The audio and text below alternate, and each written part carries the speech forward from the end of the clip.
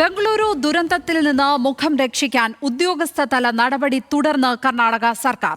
മുഖ്യമന്ത്രിയുടെ political secretary K ഗോവിന്ദരാജിനെ പുറത്താക്കി.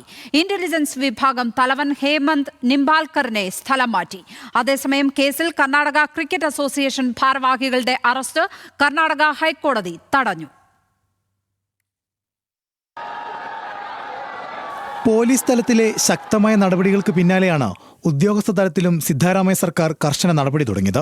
മുഖ്യമന്ത്രിയുടെ പൊളിറ്റിക്കൽ സെക്രട്ടറി കെ ഗോവിന്ദരാജിനെ പുറത്താക്കുകയും ഇന്റലിജൻസ് വിഭാഗം തലവൻ ഹേമന്ത് നിംബാൽക്കറിനെ സ്ഥലം മാറ്റുകയും ചെയ്തു. പരേഡിന് അനുമതി നിഷേധിച്ച പോലീസ് നടപടി പിൻവലിക്കാൻ സമ്മർദ്ദം ചെലുത്തിയത് പൊളിറ്റിക്കൽ സെക്രട്ടറി കെ ഗോവിന്ദരാജാണെന്നാണ് സൂചന. അവസാന നിമിഷത്തിലാണ് കടുത്ത സമ്മർദ്ദത്തിന് വഴങ്ങി പരേഡിന് പോലീസ് അനുമതി നൽകുന്നത്.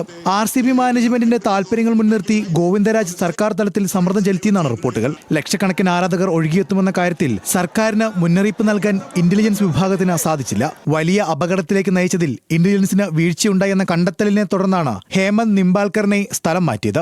ഇതിനിടെ BJPയുടെ ആരോപണങ്ങൾക്ക് മറുപടിയുമായി ഉപമുഖ്യമന്ത്രി DK ശിവകുമാർ രംഗത്തെത്തി. ദുരന്തത്തെ BJP രാഷ്ട്രീയവൽക്കരിക്കുകയാണെന്നും പരിപാടിയിൽ പങ്കെടുത്തതിന് തന്നെ ലക്ഷ്യം വെക്കുന്നുവെന്നും പറഞ്ഞ DK നീതി ഉറപ്പാക്കാൻ സർക്കാർ സാധ്യമായതെല്ലാം ചെയ്യുമെന്നും പറഞ്ഞു. അപകടത്തിൽ നിന്ന് രക്ഷപ്പെട്ടയാളുടെ പരാതിയിൽ RCBക്കെതിരെ പോലീസ് വീണ്ടും കേസെടുത്തു. ദുരന്തത്തിന് കാരണം RCBയുടെയും കർണാടക ക്രിക്കറ്റ് ബോർഡിന്റെയും അനാസ്ഥയെന്നാണ് FIR. അതേസമയം കർണാടക ക്രിക്കറ്റ് അസോസിയേഷനെതിരായ നടപടികൾ കർണാടക ഹൈക്കോടതി സ്റ്റേ ചെയ്തു. കേസ് വീണ്ടും പരിഗണിക്കുന്നതുവരെ അറസ്റ്റ് അടക്കമുള്ള നടപടികളിലേക്ക് കടക്കരുതെന്നും അന്വേഷണത്തോട് പൂർണ്ണമായും സഹകരിക്കണമെന്ന KSCAയോടും ഹൈക്കോടതി നിർദ്ദേശിച്ചു. അറസ്റ്റ് ചോദ്യം ചെയ്ത RCBയുടെ മാർക്കറ്റിംഗ് മേധാവി നിഖിൽ സോസലെ കർണാടക ഹൈക്കോടതിയെ സമീപിച്ചു. കേസിൽ നിഖിലടക്കം 4 പേരെ പോലീസ് അറസ്റ്റ് ചെയ്തിട്ടുണ്ട്. National desk news Malayalam.